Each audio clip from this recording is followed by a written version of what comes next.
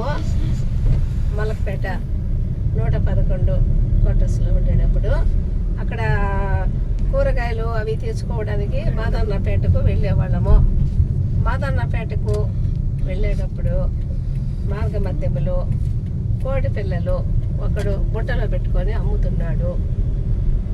ఆ కోడి పిల్లలు ఒకటి తీసుకోవాలని అనిపించింది మాకు. ఆ కోడి పిల్లలు కొనుక్కుందాం అనుకుంటే అవి ఫారం కోళ్ళు.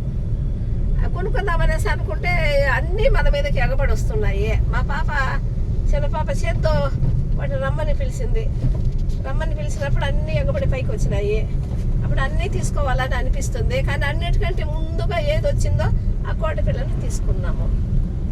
ఆ కోడి పిల్లలు ఏమిటంటే అవి పుడతా ఉండగానే కరెంటులో వాటిని కరెంటు ద్వారా అవి పిల్లలు విడుగుతాయట.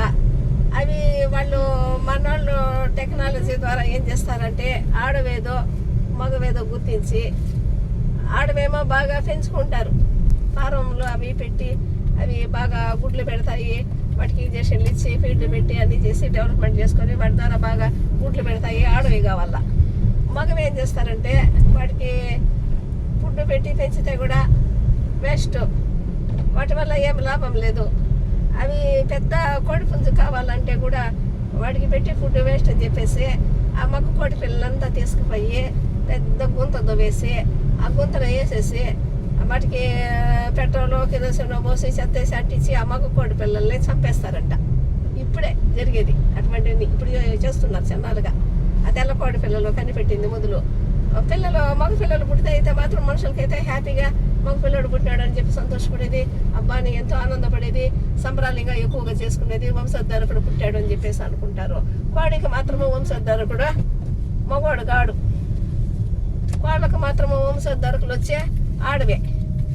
వాటిలో పక్షుల్లో వచ్చే వాటికి ఎంత ఆడవి డెవలప్మెంట్. మగవాళ్ళు కూడా ఆవులైనా కూడా ఆవులు పిల్లలు చేస్తాయి, దూడలు పుడతాయని వాటికి విలువ ఎక్కువ. మనుషులకి జంతువులకి పక్షులకు తేడా ఏమిటంటే వాటిలో ఏమో ఆడవి ఇంపార్టెంట్ ఇస్తారు, మనుషుల్లో ఏమో మగవాళ్ళకి ఇంపార్టెంట్ ఇస్తారు. అలా జరుగుతాయి. తర్వాత మేము దాన్ని తీసుకొచ్చి పెంచినాము. చాలా జాగ్రత్తగా పెంచినాము. దానికి రాజు అని పేరు పెట్టాము. అది బాగా పెద్దదయ్యింది. కానీ గొప్ప అయితే మస్తుగా చేసేది. ఆ గొప్పంతా భరించేది వాళ్ళము. దానికి ఏదన్నా హెల్త్ ప్రాబ్లమ్స్ అది వచ్చి అది ఫుడ్ తినకుండా పోయి దాని నోట్లో బక్కగా వచ్చేది, కళ్ళు మూసుకొని కూర్చొని ఉండేది. అట్లా చేసినప్పుడు అక్కడ మేము ఎద్దరు హాస్పిటల్కి పోయి చూపించుకొని వచ్చేవాళ్ళము. అక్కడ వాళ్ళ మందులు అవి ఇవి ఇచ్చేవాళ్ళు. దానికి ఏం బాగలేకపోయినా కూడా మేము హాస్పిటల్కి పోయి దాన్ని బాగా కాపాడుకునేవాళ్ళము. అది ఏమిటంటే తెల్ల కోడి జుట్టు అవన్నీ బాగా వచ్చింది అందంగా. అది రావణాసురుడి జుట్టు అంట. రావణాసురుడి కిరీటం లాగా వచ్చింది దానికి. మామూలు నాటుకోళ్ళకైతే చిన్న జుట్టు అది వస్తుంది. చిన్న జుట్టు వస్తే అది రాముడి కిరీటం అంటది. రాముడికి లాగా దానికి చిన్నగా వస్తుంది.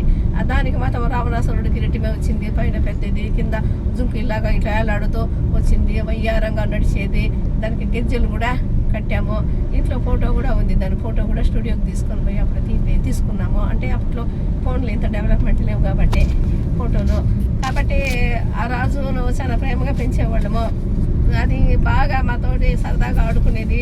అది దగ్గర కట్టేసి పెడితే కూడా ఎవరైనా వస్తే కూడా వాళ్ళని బాగా పొడిచేది.